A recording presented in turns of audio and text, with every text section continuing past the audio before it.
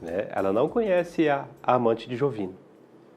Mas por atração magnética, as duas, inclusive, no capítulo anterior, o que ocorre? Elas vão se degladiar mentalmente. Quando uma pensa na outra, a outra também pensa e começa um embate mental. E essa troca de energia, né, é uma troca de farpas que ambas, né, saem desvitalizadas, né? É o que estava ocorrendo com ela, em que a mentora espiritual vai pedir ajuda porque já estava afetando o campo psíquico dela. O desarranjo era tão grande que se continua, se não há um equilíbrio espiritual, né, são aqueles processos, né, que vai levando à loucura. Vai levando à loucura. A pessoa já não conhece, não consegue concatenar, né, a sua linha de pensamento, porque ela começa a ficar tão alienada mentalmente por causa daquela situação e por causa da desvitalização também que é provocada por esse conflito, né, de espírito para espírito. E aí é onde muitas vezes as filhas dela vai estar conversando com ela vai estar respondendo outra coisa, né, o marido vai estar dialogando com ela não entende o que ele está falando, responde outra. A pessoa vai se dando como louca e vai sendo levada para quê? Para um hospital psiquiátrico. Aí vai... Se é um hospital psiquiátrico ligado, né, à área espiritual, né, aí ainda tem o socorro. Mas se é um hospital simplesmente, né, lado científico, né, material, eles vão aplicar medicamentos que vai agravar, acelerar esse processo de alienação mental. Né? Há, na realidade, o que? Há calmantes, né, que são remédios, né, são drogas pesadas que vai afetar totalmente, né, o campo neuronial. Né, todo o centro vital de força, de energia do espírito. E aí afeta o que? Os chakras, né, impedindo o fluxo correto, né, de energização. Os chakras, né, são os campos de absorção de energia e liberação também de energia. Como a liberação também ela vai estar prejudicada, então pode haver uma concentração de energia, né, deletérica, energia ruim. É onde vai provocando, né, uma sequência, né, de danos aos órgãos do corpo físico. Eu estou citando isso porque aqui na casa mesmo, né, já houve relatos, né, me chegaram, conversaram comigo, me falaram, fulana está em tal situação, inclusive foi até internada no hospital de espírita André Luiz. Ainda bem. Mas está tudo ligado às questões amorosas do lar. Conflito com o esposo. E tem o outro lado também, né? Muitas vezes, né, é o conflito da esposa para com o esposo. E aí ele que entra nesse embaraço mental. Um número é menor, né? Normalmente, né, o que ocorre mais é a mulher mesmo, né, sofrendo isso, essas condições. E você sabe, né? Quem já me procurou aqui sabe que as pessoas estão passando por isso. Há pessoas bem próximas a nós aqui. E aqui está a explicação, então. Aí temos que, talvez, ajudar a pessoa a estar numa condição que não há esse despertamento. Ela não se falar com ela sobre a questão que é colocada aqui, ó, só retornando aqui, ó, nesse ponto aqui, ó, tolerância construtiva. Ela não está agora nem com o campo aberto para entender o que é isso. Saber o que seria fazer essa tolerância, essa abnegação. Entender, né, o que seria isso. Então aí o socorro espiritual vai ter que ser mesmo, né, um trabalho talvez aqui, né, de muita oração, de vibrações de energia, né, como intercessão espiritual.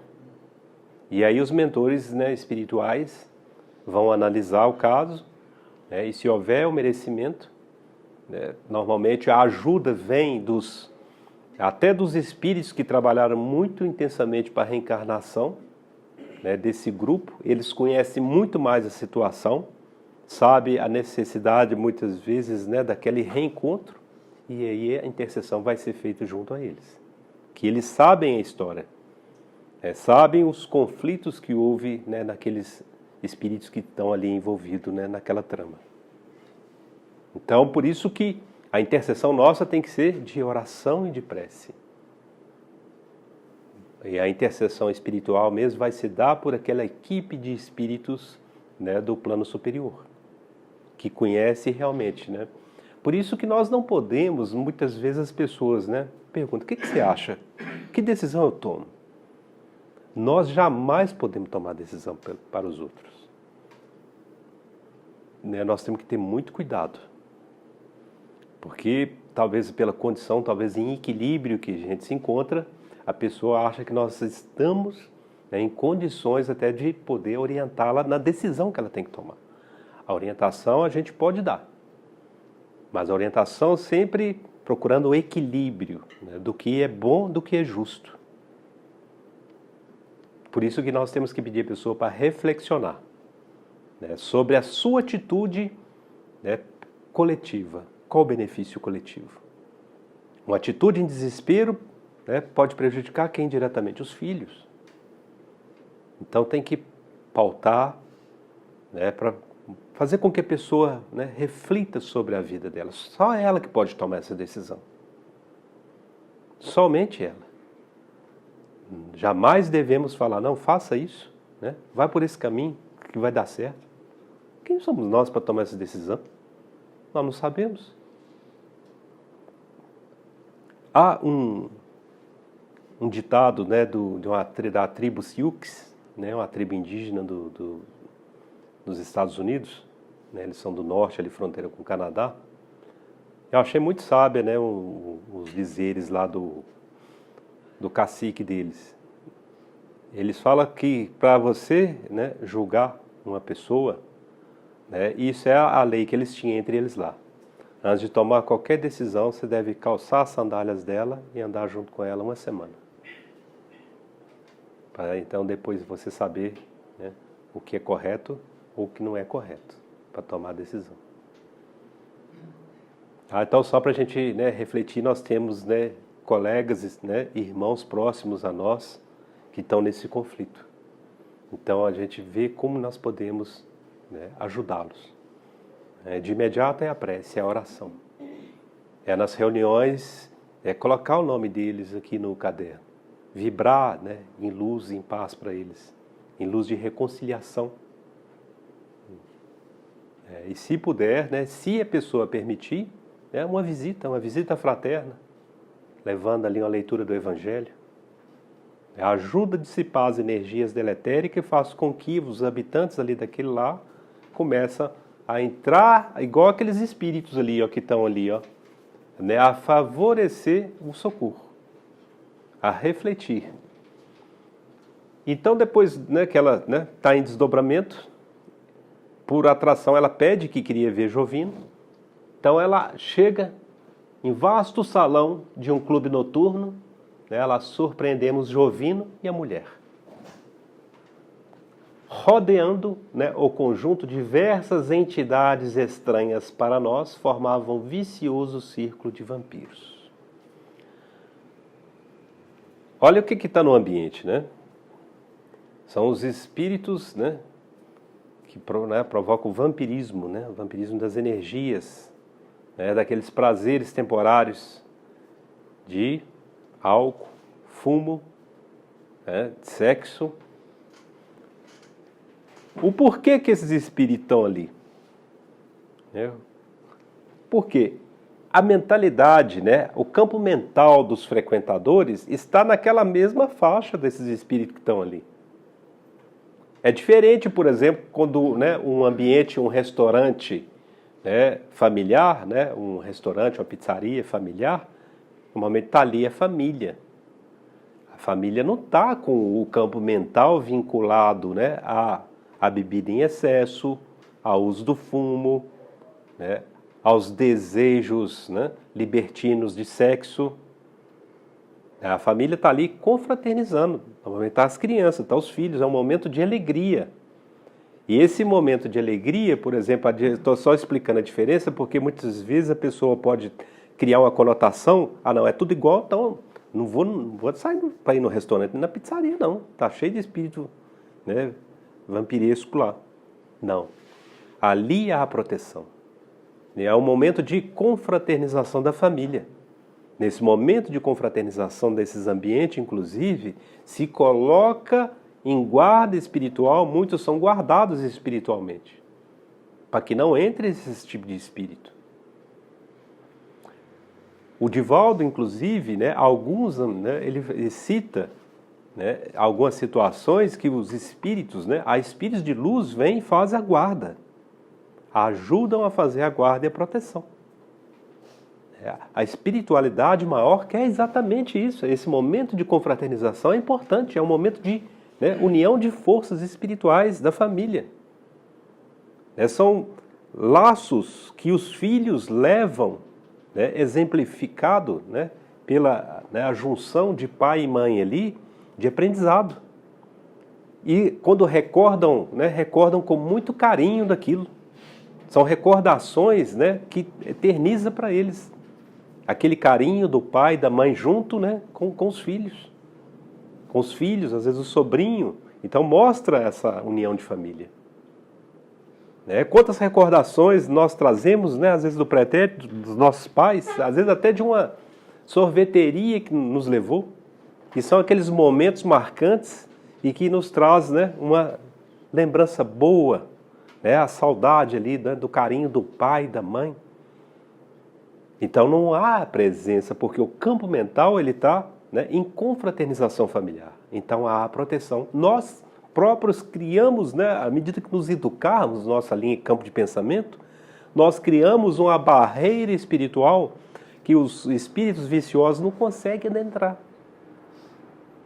Os espíritos, né, que vão conseguir adentrar ali é o que vai estar ajudando no próprio campo mental de ajuda de confraternização. E aí está a oração, né? Exatamente, orar e vigiar. E aí está a oração, o poder da oração. Né? Quando, né, a espiritualidade nos fala, né? Será que nós estamos fazendo uma prece, pedindo aos nossos mentores espirituais força, né, forças e ajuda para que a gente supere os nossos erros? Ou será que o nosso pedido é outro? Nós estamos pedindo para ganhar na Mega Sena, né? Mas se não ganhar na Mega Sena, será que não pode ser um desastre maior? Às vezes está sendo, né, impedido a gente não ganhar na Mega Sena, porque senão aí pode ser a nossa queda espiritual mesmo. E aí muita coisa não vem, é por isso, porque nós não temos ainda o equilíbrio para isso. Né? Eu dei esse exemplo, né, da Mega Sena, mas serve para muita coisa. Muitas vezes nós estamos pedindo algo, mas será que eu vou ter equilíbrio depois para administrar aquilo que eu estou pedindo? Intercessão muitas vezes na vida do outro, né? A gente, né, escuta muito isso, né? Eu já até vieram e me perguntaram se, né, houve um problema do relacionamento amoroso. Mas eu posso, né, orar e vibrar para que a pessoa volte para mim?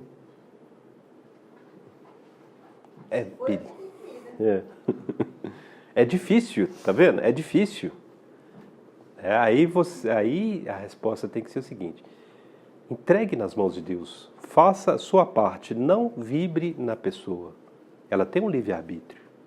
Se ela realmente tem, né, afinidades e laços, né, espirituais, né, de compromisso com você, ela vai voltar.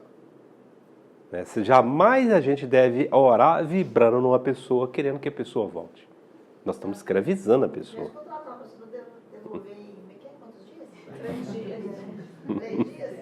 Uhum.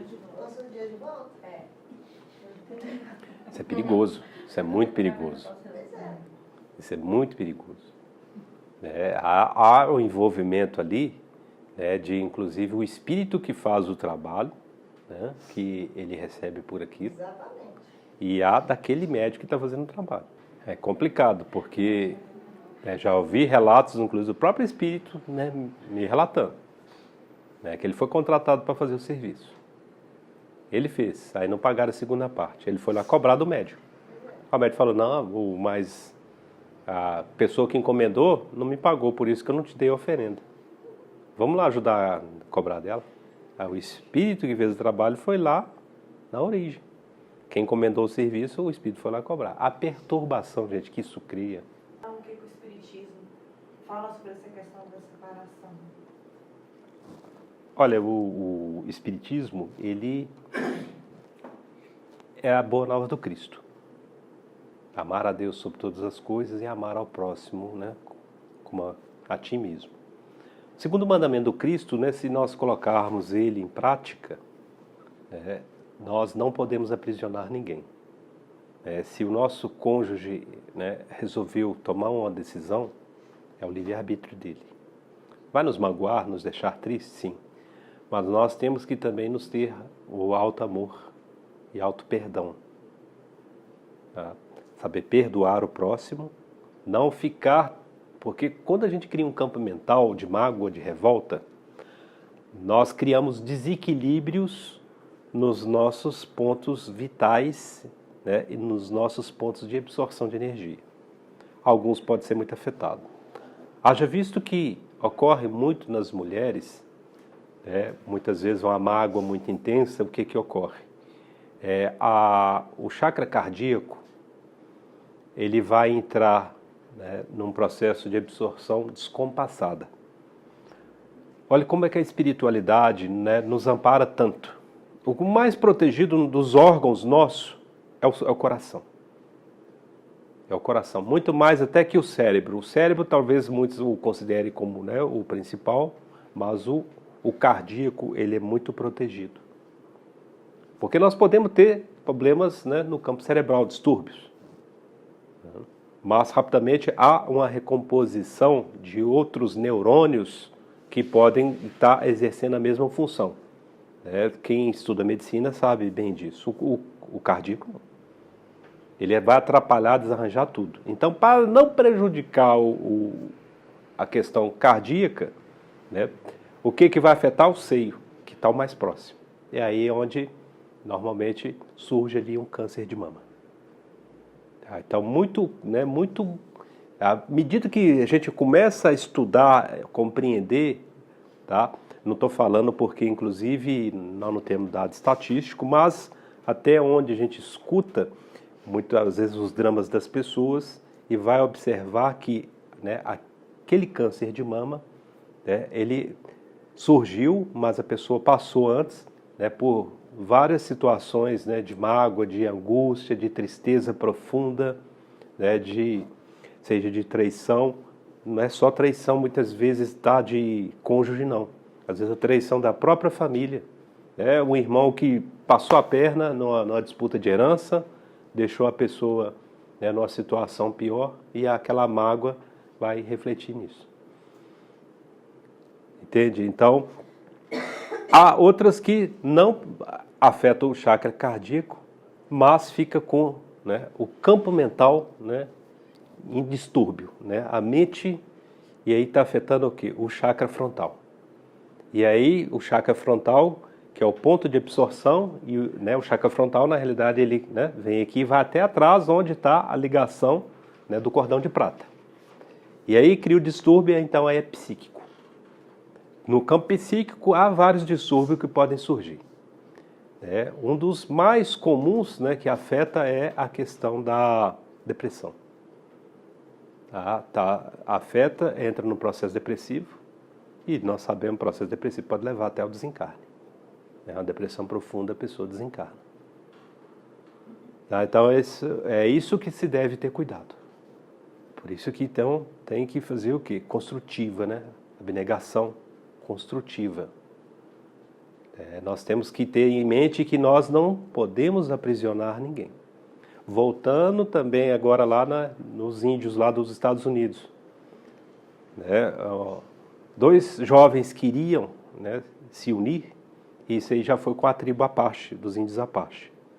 Dois jovens queriam, né, se unir, e eles tinham que pedir permissão ao cacique da tribo. E aí o cacique da tribo dá uma missão para cada um.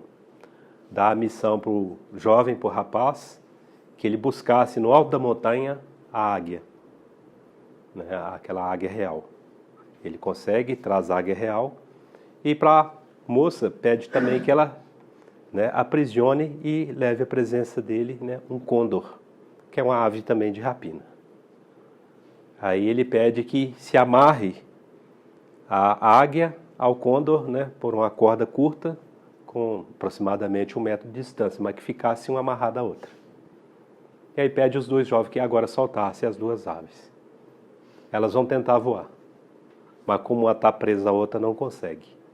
E aí elas começam a se debater, a águia e o côndor, até que os 2 começam a se bicar entre si.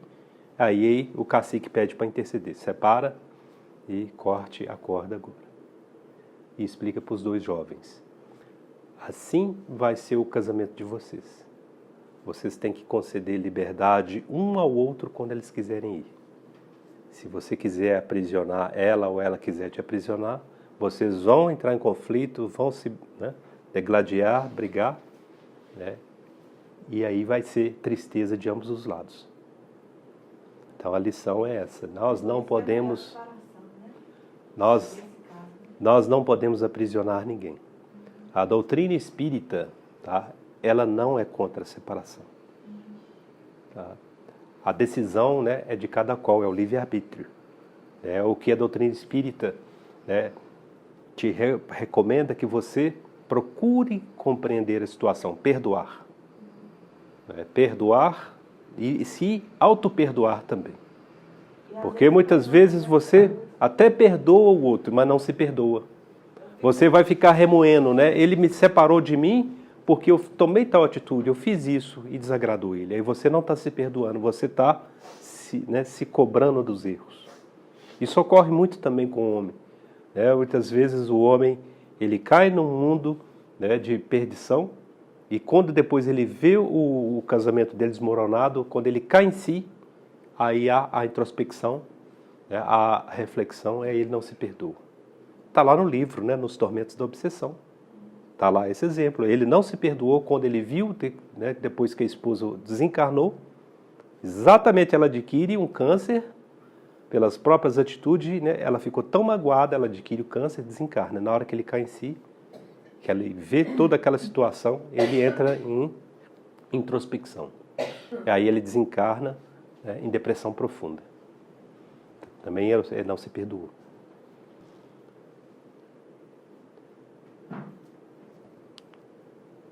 Então entendemos ali, né, o que ocorre aqui, né, desses espíritos, né, vampirescos, porque é o campo mental daqueles frequentadores do salão, né, tá condizente com esses espíritos que frequentam.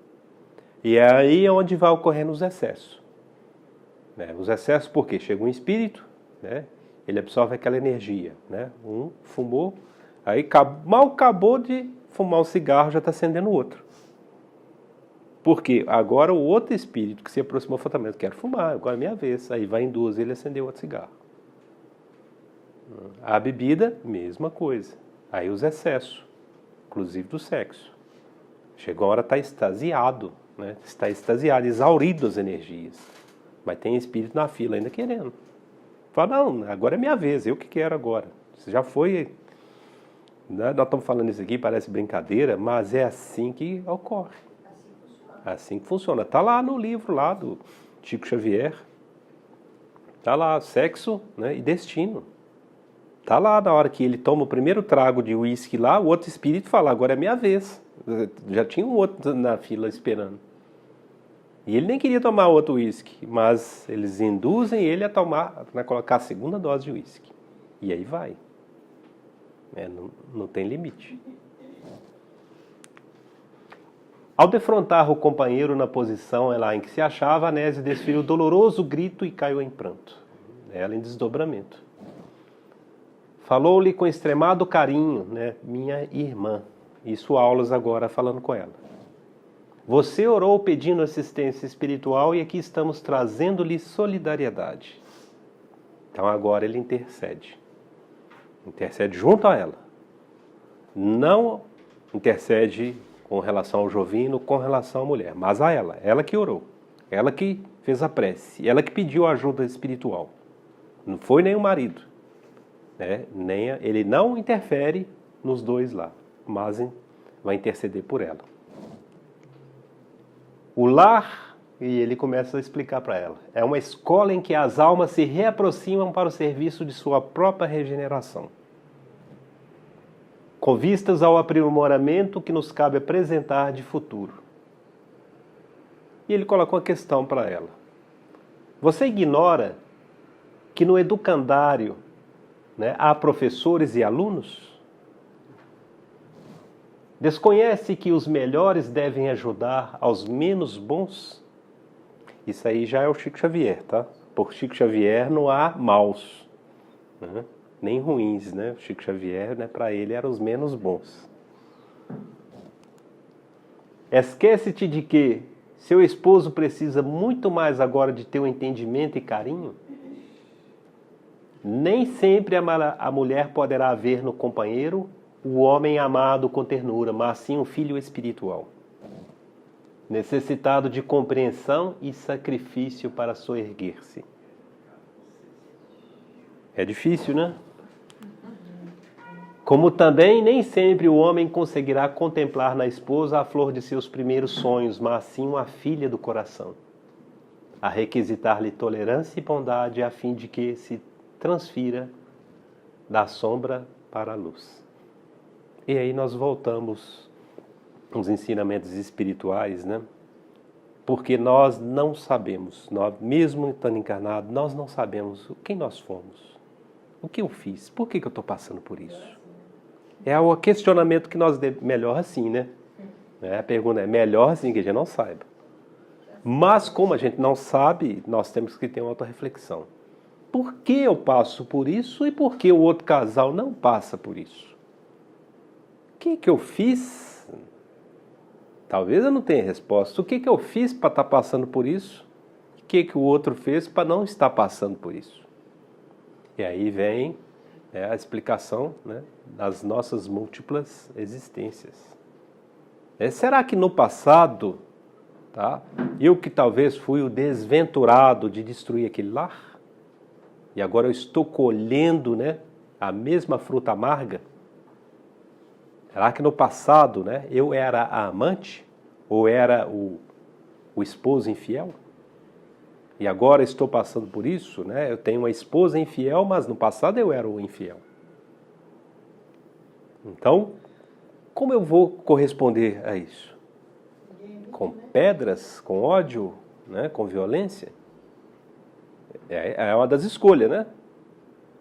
Mas se eu tomar essa atitude, o que pode ocorrer? A atitude da violência. Eu posso ir para o cárcere. Mas aí ninguém me pega, eu suicido. Pior ainda. Aí eu retorno, né, para o mundo espiritual com o débito dessa existência e ainda com, né, agravado ainda do ato que eu cometi. E não é só o ato que eu cometi com relação, né, ao meu espírito. Existem aqueles que ficam e que sofrem. E eu levo essa tristeza junto. É muito grave essa questão do suicídio, então não é o caminho. A violência não é o caminho. Não é o caminho a violência. Eu vou agravar mais ainda a situação. E ele vai nos trazer isso aqui, né? O Aulas, ele traz essa explicação. Olha lá. O amor é uma luz que brilha mais alto, inspirando a coragem da renúncia e do perdão, incondicionais em favor do ser e dos seres que nós amamos. A vingança lá, no caso a vingança, né? Então guardar ódio, né? Ir para agressão, vingar, né? Devolver na mesma moeda. Olha lá, a vingança, Nésia, é a alma da magia negra. É a alma da magia negra.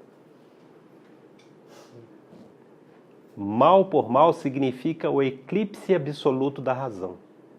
Isso obscurece tudo. É a pior escolha. E sob o império da sombra, né, que poderemos aguardar senão a cegueira e a morte?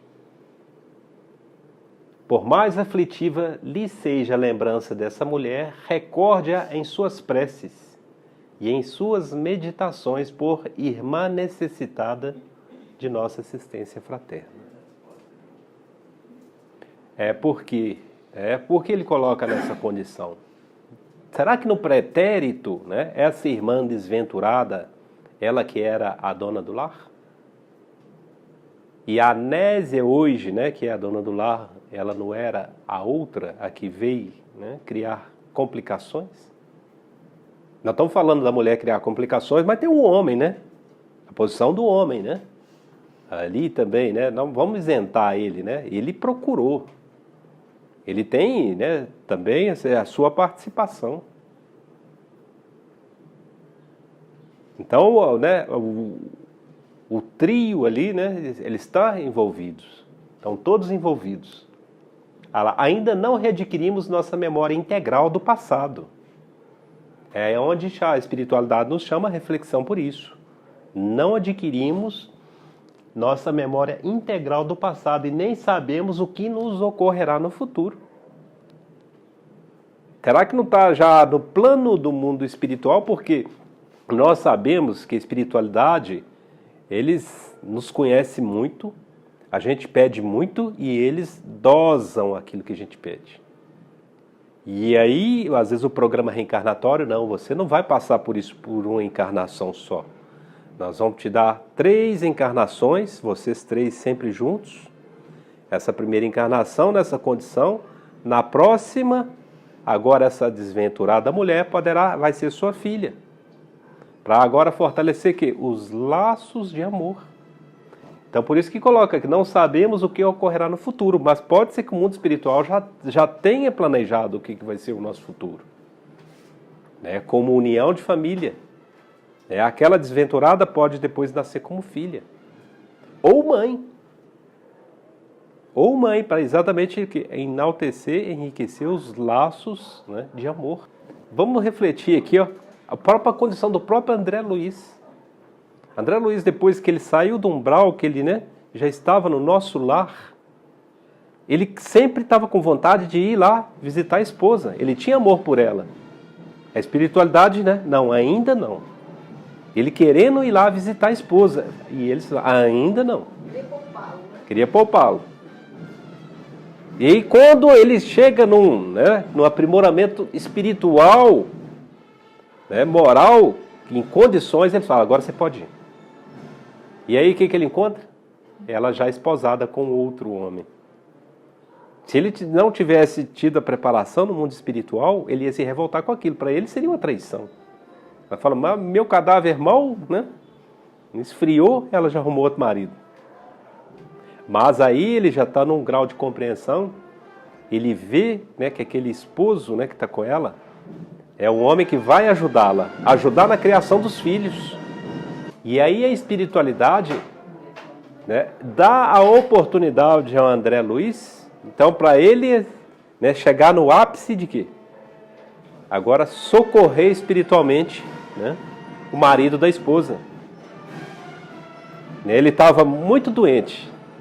E se aquilo continuasse, ele poderia entrar no processo desencarnatório. E aí a espiritualidade dá a ele, né, poder, a oportunidade, o poder e a energia daquele momento para curar o esposo.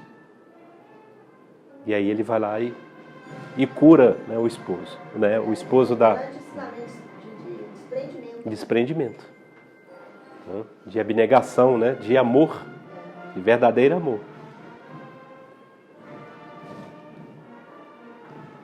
Que terá sido ela, então, no pretérito, né? Alguém que ajudamos ou ferimos? As questões que o Aulus coloca, então, para a Anésia refletir.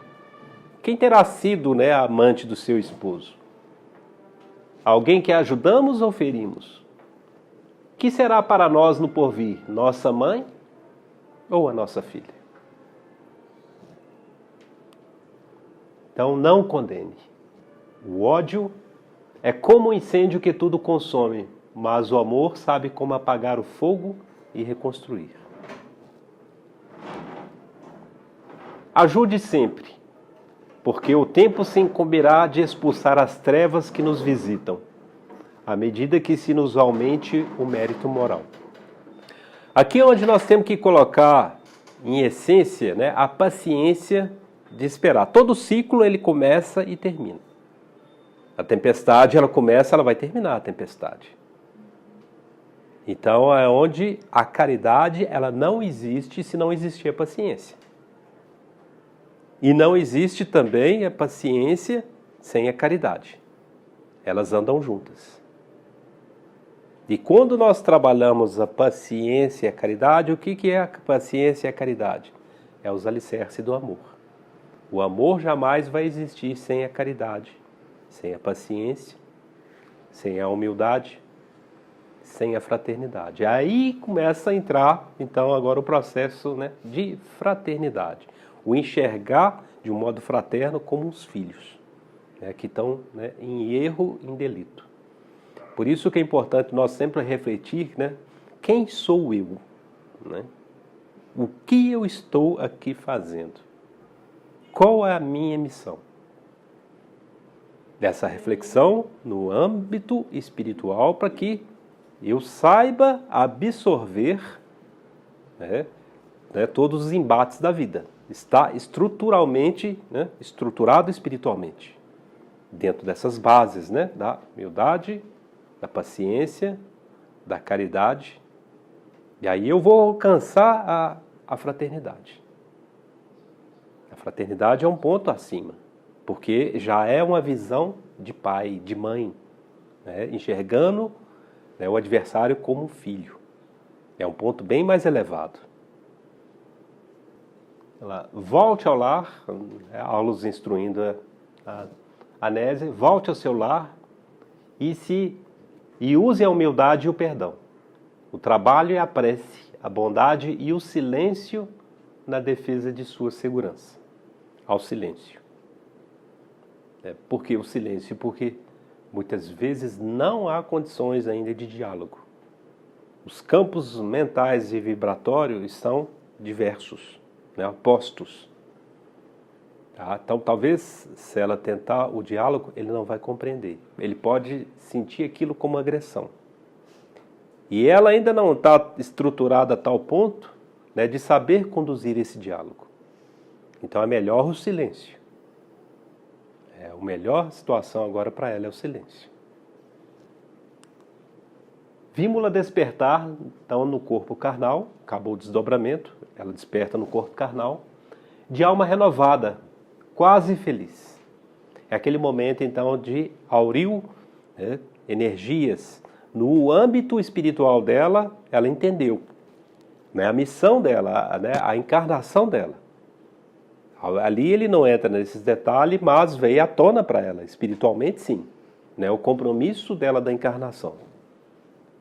Ela recorda Jovina e a mulher lá, que o hipnotismo, né, que o hipnotizava compadecidamente. Ela, como pessoas ali exigirem tolerância e piedade.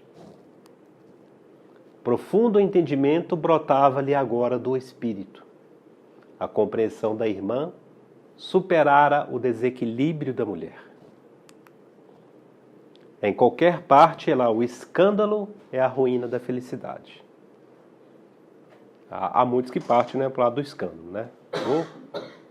Vou fazer um escândalo, vou lá no seu serviço falar quem que você é, o que você está fazendo, qual a sua conduta. É muito pior. Tá? Então, é a ruína da felicidade. Ela não devia... Vamos lá na casa espírita falar pro povo lá o que você é.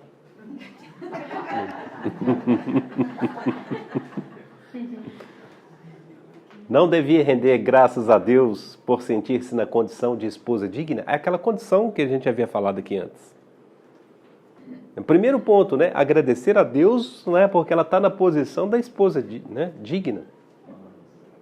Ela poderia estar na outra posição, que seria muito pior.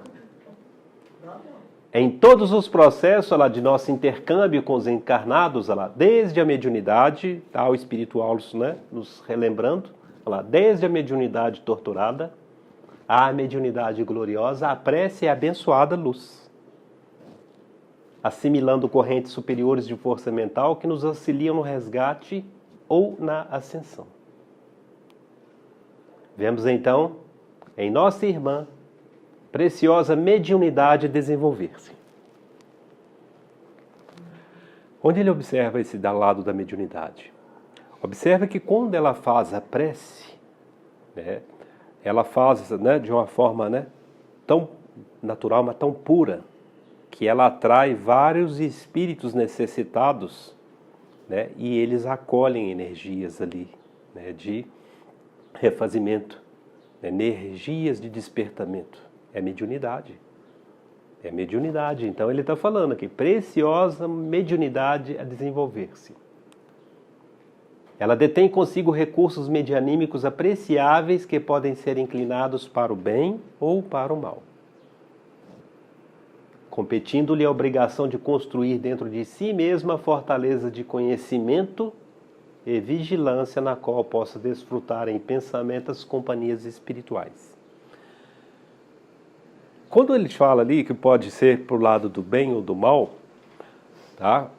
O médium, ele atrai muitas vezes uma plateia de espíritos, né? E se a conduta dele, a própria conduta dele, ele pode inclinar aqueles espíritos dentro do que ele faz. Então, olha, né, a nossa responsabilidade. Por isso, né, a vigilância. Os nossos pensamentos, eles podem, né, nós ter uma afinidade tal com esses espíritos, né, muitos foram despertados, talvez, né, por um determinado momento, junto a nós, e aí houve um despertamento da própria consciência deles, em que condição eles, né, se encontram. Muitos estavam alienados. E muitos em gratidão, né, ficam à nossa volta. Muitos, às vezes, ainda sem compreensão, sem entendimento, querem nos ajudar.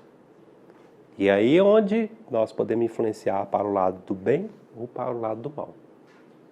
Se nós, por exemplo, né, sofrer, por exemplo, uma agressão, pode ser uma agressão verbal, nem física, uma agressão verbal, e deixarmos um ápice no nosso campo mental, de raiva daquela pessoa, aquele espírito afim a nós, vai falar, magoou meu amigo Antônio, brigou comigo.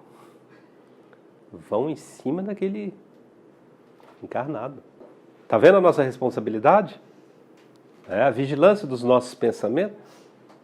Nós, né, pelo nosso pensamento, nós podemos estar induzindo uma plateia, muitas vezes, de espíritos que são afins a nós, né, que gostam da gente, e partir para um lado, né, de vingança, de agressão, porque um descuido, talvez, de 30 segundos que eu tive ali, pensei, né, deixei que a raiva tomasse conta, e aí os espíritos, daquele momento eles já não escutam mais nada não, porque eles já vão atrás. Aí ele já sai de perto de você, já vai em direção, né, ao seu desafeto. Já vai em direção com ato, né, de vingança.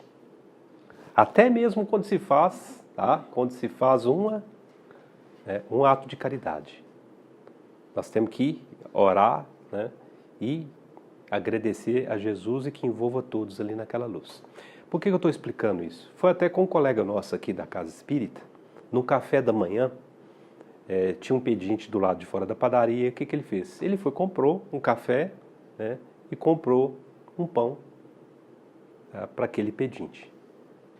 E deu lá para o pedinte e deu ainda mais um trocado para ele depois, né, poder comer alguma outra coisa mais tarde. Mas o espírito obsessor que estava junto àquele pedinte ficou revoltado com aquilo. Achou uma afronta. Falou, eu estou lutando aqui para levar esse moribundo aqui, né, a desvitalização completa. Você vem e dá o café da manhã para ele? Agora eu vou atrás de você, agora você me paga. Tá vendo? Então, até num ato, né, de caridade, nós temos que estar vigilante, né, com os pensamentos, né, bem informados. O espírito obsessor para Casa Espírita. Exatamente. Aí ele deu o café da manhã para o mendigo e ainda levou o espírito. Levou o espírito. Ele passou mal, né, assim, ficou em mal-estar, né, psíquico o dia todo. Chegou à noite. Aí chegou aqui, isso é mediunidade. Aí chegou aqui à noite. Aí veio esse espírito. Pela prece busca a solução para os enigmas que lhe flagelam a existência. Encontramos aqui precioso ensinamento acerca da oração. A Anésia, mobilizando, né, a oração, não conseguiu modificar os fatos em si. O marido dela ainda continuou com o amante. Não mudou nada. Mas logrou modificar a si mesma. Os problemas continuam o mesmo.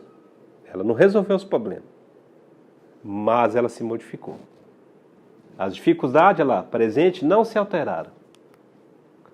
Nossa irmã recolheu expressivo coeficiente de energias para aceitar as provações que lhe cabem, vencendo-as com paciência e valor. E um espírito transformado naturalmente transforma situações. Porque agora, né, ela está estruturada espiritualmente. Ela vai saber lidar com a situação. Dentro do campo psíquico, do campo mental, né, ela pode, né, dentro da força mental dela, das orações, ela pode levar o marido a uma reflexão. Ele está hipnotizado. O Aulus traz ali, ele está num processo, né, de hipnose. Ele não está enxergando mais nada a não ser amante. No capítulo anterior mostra isso. Todo o campo mental dele, o pensamento dele é só amante. Ele está no trabalho e está pensando na amante. No Jovino. Ele está no trabalho e está pensando nela. Está em casa, as filhas estão lá no café da manhã, conversando, dialogando. Ele está pensando nela. É o processo, né, de atração, hipnose. A dominação telepática. Então ele não está, né, vendo a realidade ainda da vida dele, né, as consequências. Ele está alheio às consequências de tudo aquilo que pode resultar.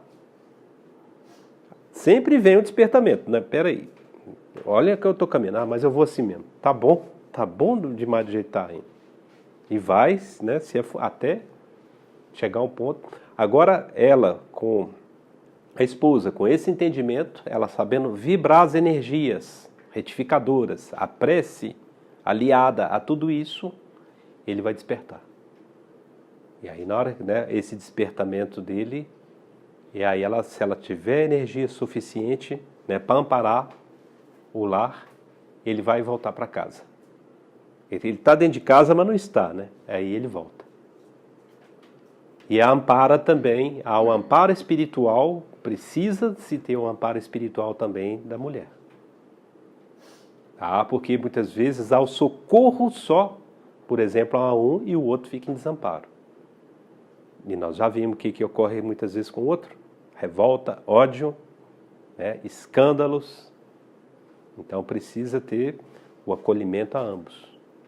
É o que o Aulus nos mostra aqui, no transcorrer de tudo. Por isso que ele não faz a intercessão de imediato. Ele quer entender, né, o conúbio daqueles três. Os compromissos espiritual que existe ali. Para então, mas qual é a melhor medida? A medida é o despertamento dela. É o reconhecimento da missão dela, da encarnação dela. Muito obrigado.